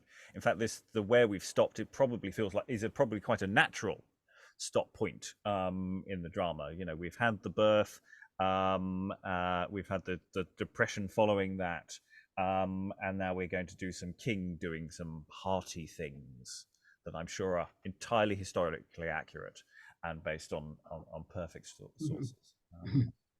Other thoughts on this? There's all these characters bobbing about. We've got Seymour still here. We've got Dudley. We've got Grey. We've got a lot of lords bobbing about who don't. I mean, they could all be elided, couldn't they? I mean, you could just have some of these that are not. Is your journey really necessary? Because it's a massive cast. And if we're going to do it, I feel that we need to thin the ranks somewhat. I don't know who to cut or who to elide at this point, but I do feel we need to move some bodies around to get this on stage. Alan. Yeah, I mean, I think you probably could elide a lot of the noble courtiers into a single role and just have a few costumed extras. To give the feel of it being a busy court without giving people lines. Of course, we don't know yet because we haven't got, who's going to arise to be a character of importance within the later shape. But yeah, it does feel like we probably have some room for manoeuvre there. Constantine. Yes, I'm curious. I realize this play was first written in the Jacobean period. What is the I mean, how did the audience receive this? I mean, why is it written now? I mean, is there a purpose? Is it just plain entertainment? I mean, it's still early. I realize that, but is there a comment that the playwright is making at this point? I mean, it's a good question. It's the use of the fool as well at this juncture as well, because that's something that James is potentially, I think, supposed to be keen on. So I wonder if that's there to do something that we're not necessarily fully landing on. I don't know. Lois and then Lynn.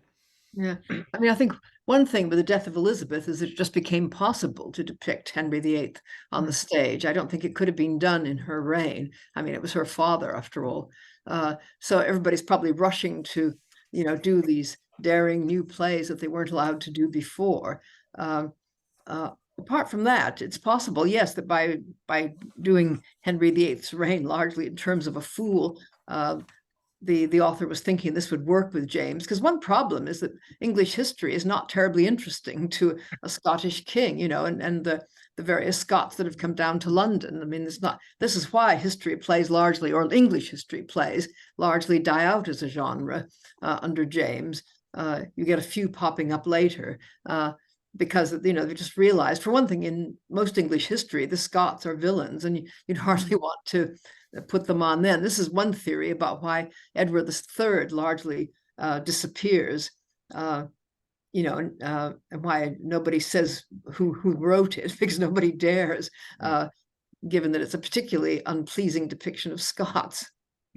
Yeah, and we are plays we've already looked at that we're on top of. We're the two Elizabeth plays, popping out around 1604, 1605. If you know not me, you know nobody.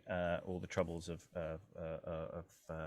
Elizabeth, which are two plays which are quite different to each other in many ways, as is to this.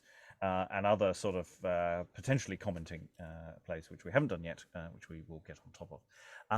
Other plays may also be available in this period.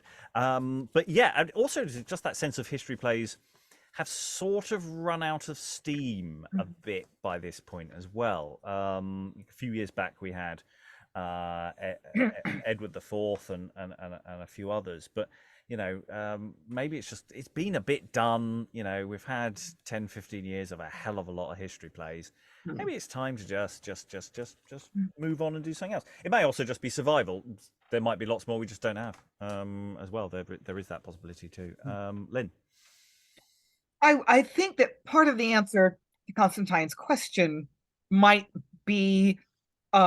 show up later in the play, because the title says that this is also about the virtuous Prince of Wales, Edward. So I think that the second half of the play, I suspect, is going to be about valorizing him and making him sort of, the king we should have had, but he died young, because he was a big Protestant reformer. His administration was aggressive about moving the country in a Protestant direction. So if you want to sort of make a hero of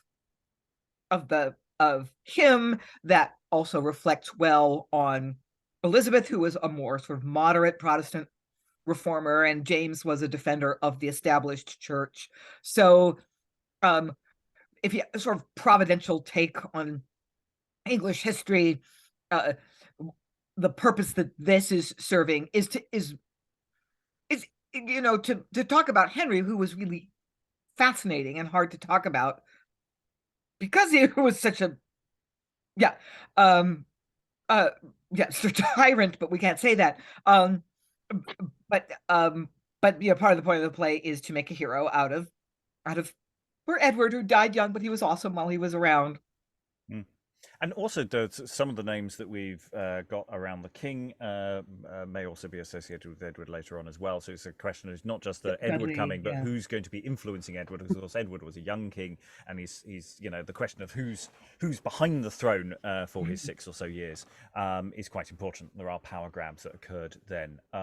So this is sort of why I was putting that caveat of, well, we've got to be a bit careful about eliding characters, because some of them might actually do something interesting later on. I suspect the structure is we're going to now have some fun stuff with the king doing some fun stuff while Edward grows up a bit, because if it's going to feature Edward, he's currently a bit young, being only technically a few weeks old, so we're going to have to do something else in the interim. Did Henry do anything interesting in the interim? Well, we shall see. Alan, and then we'll go into final thoughts. I think actually we've already got another one of these odd time things, because we've got that bit where Will was exiting earlier. Go and meet young Master Prince Edward when he comes to court tonight. I think at this point Edward is being portrayed as being rather more than a few weeks old. Well, yeah, but the beginning of the scene suggested almost no time's really passed since I know, that. but the time in this play seems to be somewhat fluid. Well, yes.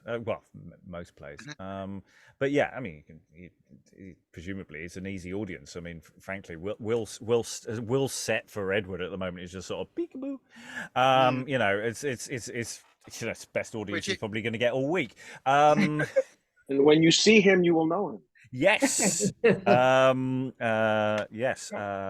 So, final thoughts. So, play so far. I mean, in many ways, I think it's probably fine. I think it's a play that would bounce along and be quite enjoyable. There are issues with it and things that may not land very well, but it is sort of doing that sort of pageantry. Well, it's not quite pageantry of history, but it is doing that thing ticking box. It's like the first Harry Potter film. It's like they hadn't figured out how to craft a film based on the book. So they just thought they'd do the best bits that people like from the book rather than try to craft an actual narrative. So it's a bit like that. Whereas, later on people say, should we actually figure out how we're going to make these things actually work as a meaningful thing? So it sort of feels a bit like that. And the history plays often have that problem. Whereas I think every so often we just get this mention of a thing happening. And it is integrated a bit, but there is also a bit of, and now in Ireland, some bad things are happening. Turn to page 37.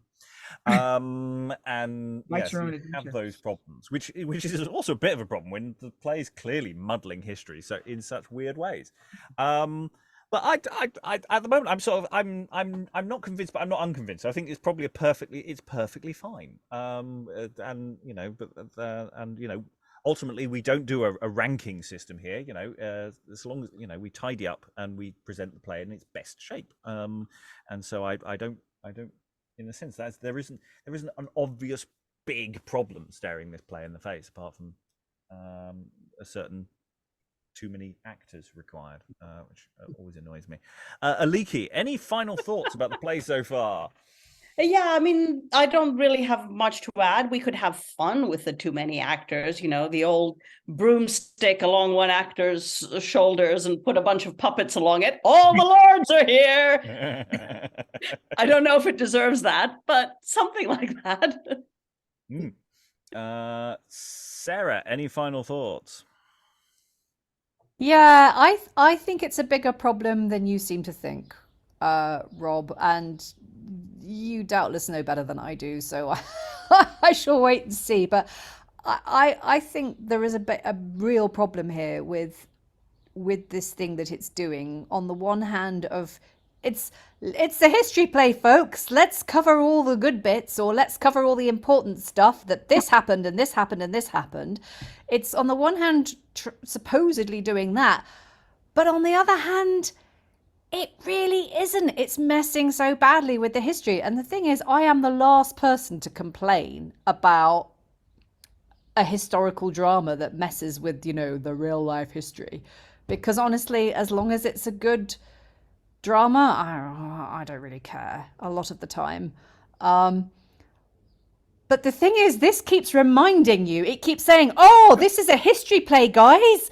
This is what was happening. The king and Ireland and defender of the faith and Mary married the King of Scotland. And it's like, yes, but that all happened years before Edward was born. It's like do one or do the other. And I think it's just, for me, it's coming unstuck in that it's trying to do both. And the problem I foresee with staging this for a modern audience is that the kind of audience that's going to turn out to see an early modern drama about Henry VIII is going to be the sort of audience that knows. They're gonna. Been here before. We have been here before. We have, but it's like it's just so in your face about the fact that stuff is happening. This has no relevance to the plot whatsoever. You are not going to care about any of these plot details, but we're going to mention them because this is a history play. I think I've been misleading on my critique of those bits. They are actually important. They do actually, all of those things that get referenced are actually motivators for things happening in this play. The problem is more about the presentational style of how it's actually laid out in some of the dialogue. It's more tweaking the dialogue front. But they're all integrated into the plotting of this is fine so far. It's just. But they're not though, because speech in a way that needs massaging. No, I don't agree because stuff like the Pope, Mary marrying James, and then James. the Pope, Lewis. Lewis Well, rather. Francis Lewis, and Mary, sorry, yeah. I'm thinking of the wrong sister. And then the Pope making Henry Defender of the Faith. Like it's if that was important, then don't pair it with his Protestant wife who died.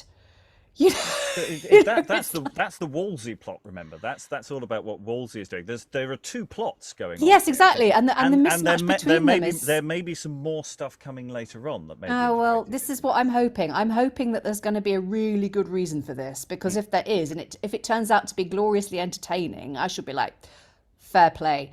But otherwise, I'm thinking you're going to. This is the same problem we had with Thomas Cromwell, and it's basically the solution is because of course Thomas Cromwell isn't doing Wolf Hall.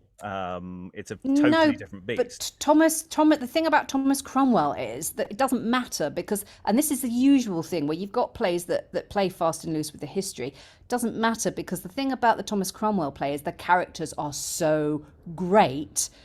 And there are so many brilliant little scenes and so many great characters that come along and interact in those scenes that you don't care about the history.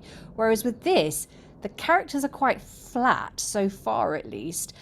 And partly the reason they're so flat is because, we need to get this in. We're not going to do any character development because we need to mention this thing in history and this thing in history and that thing in history. And it's like, pick one or the other, is my feeling. Because what we need to do is put in a prologue, which of course is stuff history, because it's a very important point to start the play off, and so I do feel that a modern production will need that prologue to throw in. Alan, any final thoughts? Yeah, I must admit I'm getting resonances of Sellers and Yeatman.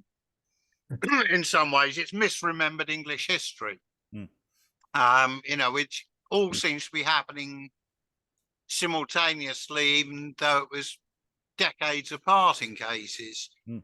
I mean, there's been some curate's egg bits, I think. Some of it does seem well. That bit where you could almost see Henry's personality disintegrating in front of your eyes, I think worked reasonably well. But there's other bits where, if you know anything about the history side of it, you could, if you put this on in front of a convention of Tudor historians, you could probably generate enough heat to power a major city for a number of days. I mean, it's interesting because we, in a sense, we've only got three sort of really well-established characters. We've got King, we've got Wolsey, we've got Will, and then there's a lot of other people who are bouncing about. And it is a question of can we get the audience to engage with those people? I think Wolsey is relatively straightforward because he's doing sort of a bit of moustache twirly. The King is. I think the question about the King is not so much is the King a good character. The problem is that's the history problem, isn't it? Of we don't want to sympathise with Henry because he's not the guy we're seeing on this stage, and there's a bit of an issue. Will is more of a curate's egg problem because I don't quite know what to do with him yet. Do we try and make him funny or not? Is he actually supposed to get a laugh out of the audience? I don't think he is, but I could be wrong. Lois, any final thoughts? I mean, the title itself seems kind of to hark back to if you know not me, you know nobody. It just makes one think, how much better Heywood is. I mean, I'm very keen on Heywood's English history plays, and this one uses a lot of the same things. I mean, clown character who comes on and speaks truth to power, and now we're getting the disguised king thing, which Heywood loves. We had a lot of that in Edward IV, and when in doubt, everybody disguises themselves and mixes with the common people and plays some sort of practical joke, and then when they reveal who they really are, surprise, surprise. That it comes up in so many of the history plays. The only thing is it's just an awful lot better in Heywood, and some of that is because he does bring in apocryphal or fictitious characters, and he's able to be freer in developing them. And we haven't really got that here. These are all historical characters, and perhaps what Rowley needs is just a few fictitious people that enliven things up a bit. Yes, I mean, I think that's where the fundamental, it's structured very like a Heywood, but you're right. The dialogue isn't serving those sixes. I haven't really found a closing line. We haven't had any real zingers flying out from us, and you just need a few to just keep the ball bouncing along. And that's the sort of when I was starting, was just going, yeah, it's sort of fine, and structurally it's fine, verbally it's fine, but it's not exciting. And there's a question of how much work the actors would need to do on top of the history problem. Lynn, any final thoughts? Well, for me, the problem, what I'm struggling with this play is really less how fast and loose it plays with dates and the ordering of things. And usually I'm a little exercised about that. But the fact that, he was defender of the faith way before he ever married Jane, blah, blah, blah, blah, blah. It isn't the sticking point to me. It's actually the characterization, the fact that, what is this play trying to do with Henry? And my temptation, at least at this point, if I were going to come up with a production concept, or Lord help us, direct it, is that I'm going to make the subtitle not Henry VIII, but Henry VIII was actually a really terrible king. And in the beginning, even though everyone's all sucking up to him, and his queen is talking about, I don't care if I die as long as I give. I think you could play that Henry is actually really narcissistic, in constant need of reinforcement, has everybody browbeaten into sucking up to him. You can show what a problematic personality he has in that scene. I don't think that's what that sequence is trying to do, but I think you could make it do that. Just show that he's actually temperamentally not a good leader. He's actually not good at what he does. He's too emotionally unstable. He's too egotistical. He's too praise hungry to really be good at his job. And then the sequence where everyone's afraid to talk to him because they're afraid of being physically harmed. He's a bully. He has his poor emotional regulation. He's a bully. He's actually not a good leader. He's not a serious. He's not a serious head of state because he lets his personal matters interfere with his ability to run his government. We'll see now that we're going to see a more sort of human side of him, where he dresses up as an ordinary person and walks the streets of London. We'll see if my take would survive that. But that would be my temptation, is to just make this whole play about really what a terrible king Henry VIII was. Well, I just think that it's a question, because we're going very much against the text. The text, this is sort of our dilemma, is that we know he was a terrible king. The play wants to make him into a lovely king, and it's a question: how do we square? Do we square, or do we deliberately go against that? Sarah, before you go. I don't really have a problem with. In fact, I think it would be quite entertaining to stage a play where Henry VIII was this brilliant, heroic, lovely man, because it would play so hard against what we're all kind of used to thinking. I actually think that would be hilarious. And a really interesting thing to do to a modern audience. But I just don't think this is the play to do it with, because of what Lynn said about the lack of character, and Lois about the lack of characterization. There's just not enough interest there. But maybe you could. And I mean, also, I don't know what's going to happen.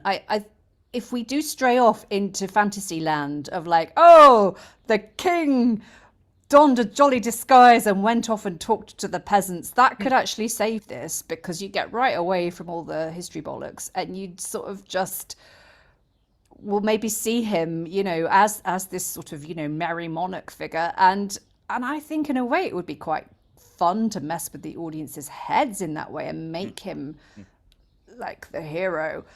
Well, but I just don't feel this play is doing that either. I don't feel it's doing anything with him, really.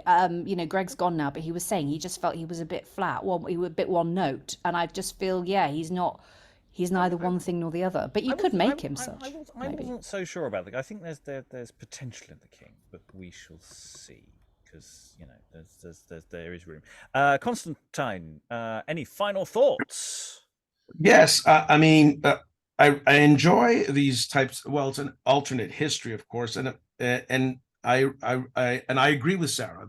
I mean, the characters are very flat, and it's problematic because it is a history play. But we have to separate the fiction from the history, and I know it's difficult even for me. I mean, but I've learned long ago we need to, create a suspension of disbelief. I realize, this couldn't happen. But the beauty of this, or at least I'm hopeful, because it's an alternate history, anything could happen. Hopefully. Mhm. And I'm also fascinated with the response of the audience at that time, right? As we said, would the audience have a problem with the history not being that accurate as we do today? Would it offend them? I don't think they would, depending on the audience. And another aspect I'm fascinated with is how much of this influenced He Who Must Not Be Named. No, we don't even go there. We don't even go there. No, I can't even say that. No. Okay. Yeah. Chat about this later. The play All Is True, or the Henry VIII, because I read somewhere that this play in a way influences his play.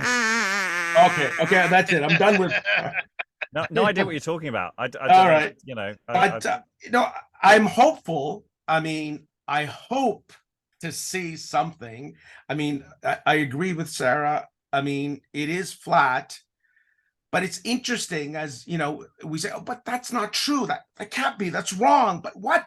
Where? Why? And I think part of that's part of the fun, or at least I hope it is.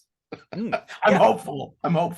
Well, I think there were enough history nerds of the time that there would be people in the audience going, that's not right. Hang on, I know. So I think that audience response is, it's an interesting question about what popular history was for people at the time, because of course they're getting it from different sources. Some people are very literate and reading, your Pugger books. Sometimes people are getting it from ballads. Some people are getting it from history plays. So it might be going, hang on, this is what I learned from the Queen's Men, or whatever. Not really appropriate for this play, but that question of negotiating history is a really interesting one, and I think it's still happening. That's why we're having this discussion. I think it is part of potentially what it's doing. The playwright obviously probably didn't care, but maybe he was delighted if the audience did. We're going to have to be very brief. Aliki, then Alan. I was just thinking that in historical films today, mostly we don't know enough about what happened 2 generations ago to say, oh, wait a minute, that's wrong. We just kind of accept the movie's version. Yes, and frequently that's the big objection that people have, at The Crown at the moment. As I say at the moment, it's very much in the past by the time this goes out. But this constant thing of, well, if you've changed something and they're still, some of these people are still alive, etc.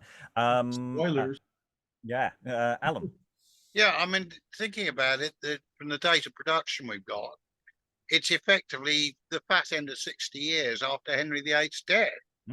So it's 70 years or thereabouts since the central event that introduced the play. And not quite a century, but damn near a century for some of the other matters that have been referred to. So time getting Constantine is not an unknown feature in, as you say, modern films. It's always this problem. There's the balance between truth and drama. Truth and poetry has had this discussion on our stages previously. So on that note, I'm going to thank our wonderful readers for all their wonderful reading. You too can read if you want. There are sign-up forms every week available for future sessions. You too can join us for the first time if you wish.